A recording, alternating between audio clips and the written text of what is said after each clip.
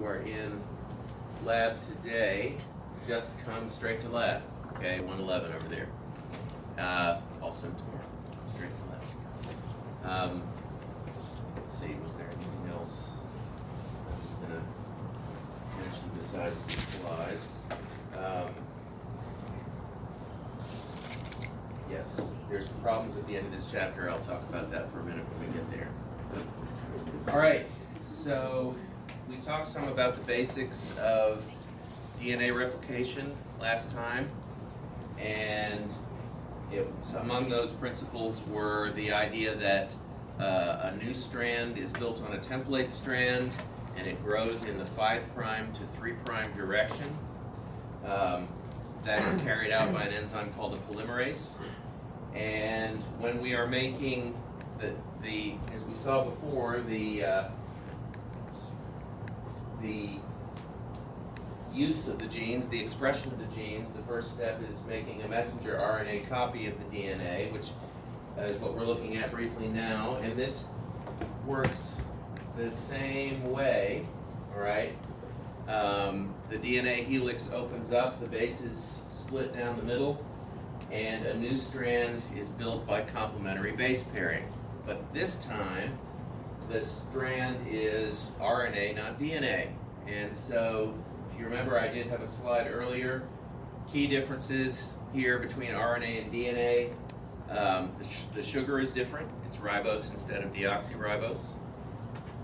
The base pairing is the same, except that the T is replaced with a U. So the thymine base is replaced with a uracil base, but that uracil base still pairs to A, just like T does.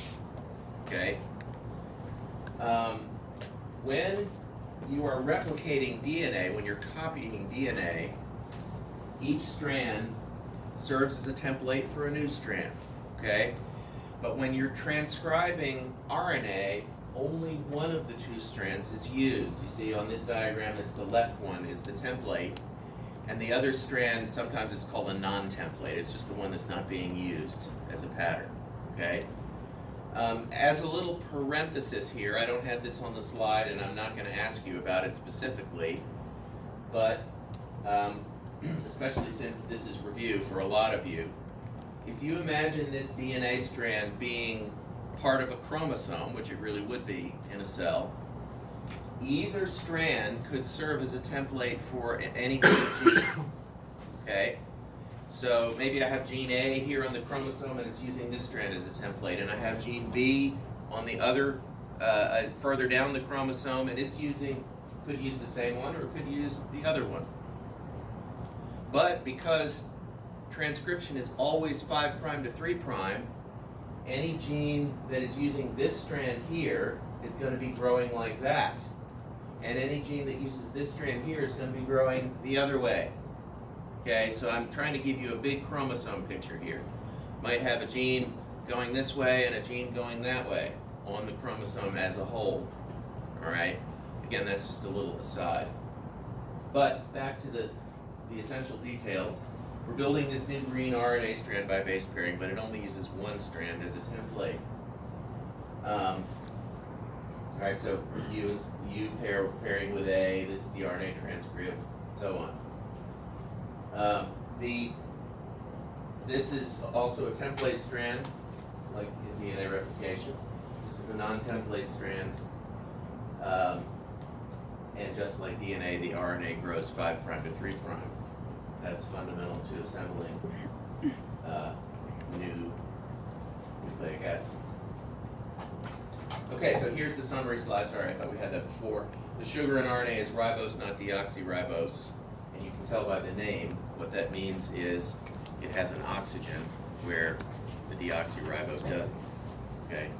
We'll look at those structures a little more late in the next chapter.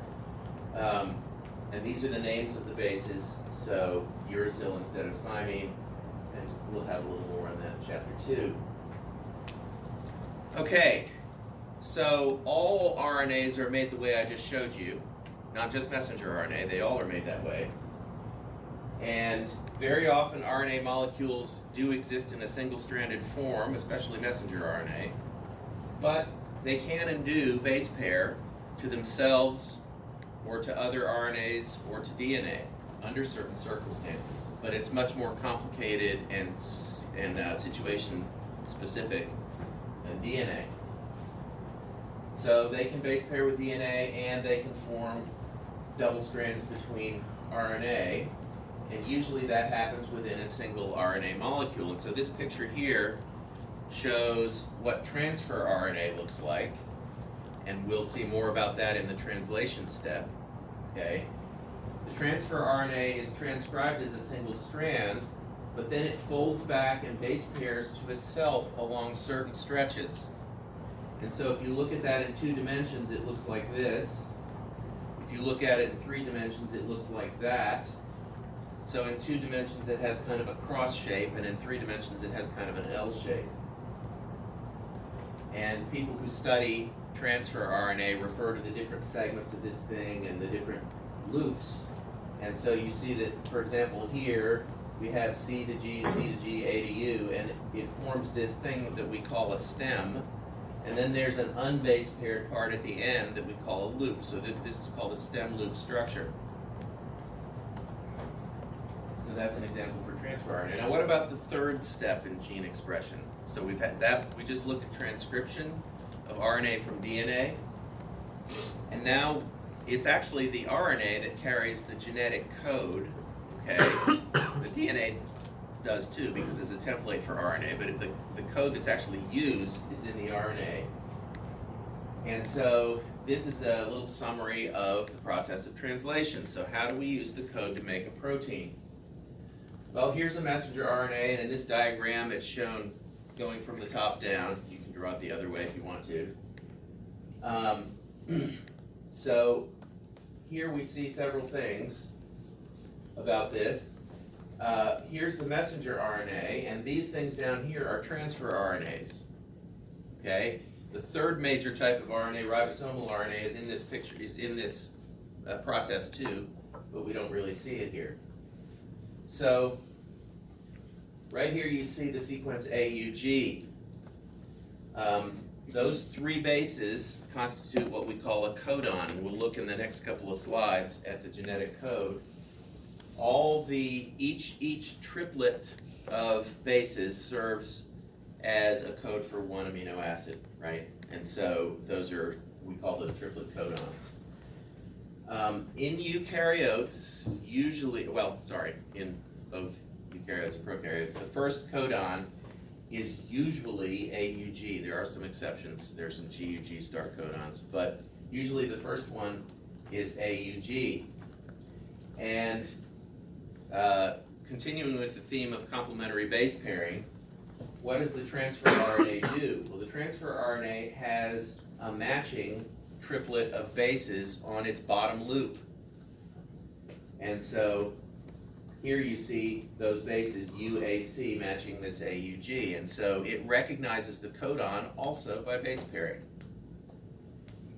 The transfer RNA holds, here's the way I illustrate it. So if I've got the messenger RNA under my feet and I'm transfer RNA, I stand on the codon with my 3 feet, okay, in base pair. And up here in my hand, I hold an amino acid that goes with that codon, okay? So you can think of the transfer RNA as an adapter molecule that adapts the code in the messenger RNA to the amino acid sequence, right? And so here you can see that there's a different transfer RNA for each codon. Now this may look complicated, but it's actually a grossly oversimplified picture. In fact, there's not always, there are not as many transfer RNAs as there are codons, okay? And that's because the third base is not always a perfect match. But we're not going to go that deep in here, except for one point that I'll make in a few minutes. Okay, so here you see a different amino acid being matched to each triplet codon. And so when you use this genetic code in the messenger RNA, it's the transfer RNAs that act as adapters to the amino acid sequence. And so we go from a series of 3 triplet codons here, to a series of amino acids. And it's not really shown here, but each of these amino acids is gonna be bonded to the next one, right, with a covalent bond. Okay. Bless you. When we build a series of amino acids like this, we call that a polypeptide chain, and the covalent bonds between the amino acids is called a peptide bond. It is just a regular covalent bond. There's nothing special about it chemically, but it's always the same relationship between two amino acids, so we give it its own name, peptide bond. And so this is called a polypeptide, and you'll hear that word a lot. A polypeptide is the amino acid sequence that is built from the code in one gene. All right, so transfer RNAs match their amino acids to their correct codons. So here's the magic chart, okay? I've been doing this for 45 years, and no, I don't have this thing memorized, not even close. All right, so even though I'm a lot older than you, I still depend on sources to look things up as opposed to memorization that I don't really need. Okay, there are a couple things, these are important down here, that I want to point out about this code. First of all, you see that this is a map. All my analogies are out of date, all right? We used to have paper maps, you know? Paper, can you imagine? Paper maps that we had to read ourselves. No Google, no internet, no satellites, okay? And so when you wanted to find where you were on the map, you'd go on one axis, which would be the alphabetical, and on the other axis, which would be numerical, and you'd say, well, I'm in, you know, quadrant A3. So there'd be a key on the map that would say Jackson is in quadrant A3 on this map, and so you'd go A3, okay? Well, that's the way this works, except it